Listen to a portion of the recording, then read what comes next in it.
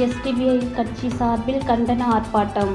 ராணிப்பேட்டை மாவட்டம் மேல்விசாரம் நகராட்சியின் கத்தியவாடி கூட்டு ரோட்டில் பாசிச எதிர்ப்பு நாளான டிசம்பர் 6 பாபர் மசூதியை தகர்ப்பு செய்யப்பட்டு 32 ஆண்டுகால அநீதி நடப்பதாக அதை கண்டித்து எஸ்டிபிஐ கட்சி சார்பில் பெருந்திரள் ஆர்ப்பாட்டம் நடைபெற்றது.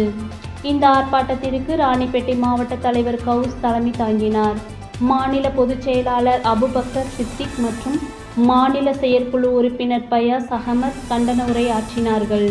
பஷீர் அகமத், அப்துல் கபூர், முக்தியர் அகமத், சையத் கரீம், தமீம், அஷ்ரப், சௌகத் அலி ஆகியோர் முன்னிலை வகித்தனர்.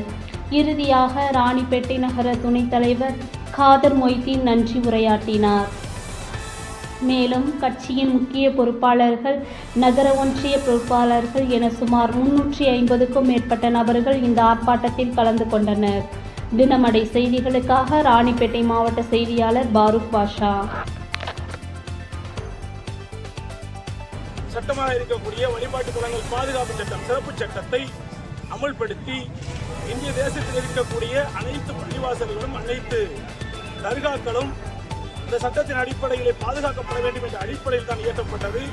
ஆனால் இன்றைக்கு இருக்கக்கூடிய சங்க பரிவார கும்பல் அந்த சட்டத்திலே ஏதோ சில ஓட்டைகளை கண்டுபிடித்துக் கொண்டு மனுக்கள் என்ற பெயராலே நீதிமன்றங்களில் இருக்கக்கூடிய சங்க பரிவார சிந்தனை கொண்டிருக்கக்கூடிய நீதிபதிகளை கையில் வைத்துக் கொண்டு புதிய புதிய பள்ளிவாசல்களை நோக்கி, புதிய புதிய தர்காக்களை நோக்கி ஆய்வு என்ற அடிப்படையிலே உள்ளே நுழைந்து உத்தரப்பிரதேச மாநிலம் சம்பால் மாவட்டத்துக்கு உட்பட்டிருக்கக்கூடிய கடந்த 24ஆம் தேதி 19ஆம் தேதியும் ஆய்வு செய்திருக்கிறார்கள். 24ஆம் தேதி நவம்பர் 24ஆம் தேதி ஆய்வு செய்திருக்கிறார்கள்.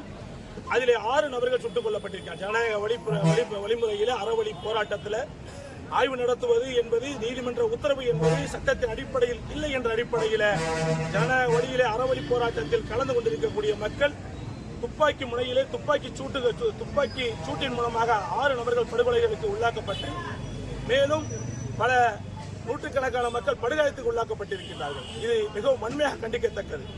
கீழமை நீதிமன்றங்களுக்கு உச்ச நீதிமன்றம் 1991 வழிபாட்டு தலங்கள் பாதுகாப்பு சட்டத்தின் அடிப்படையில் கீழமை நீதிமன்றங்கள் இந்த மனுக்களை ஏற்கவே கூடாது என்று உச்ச நீதிமன்றத்துக்கு இருக்கக்கூடிய சிறப்பு அதிகாரமாக இருக்கக்கூடிய 142 விதியின் அடிப்படையில் உத்தரவு பிறப்பிக்க வேண்டும் என்பதை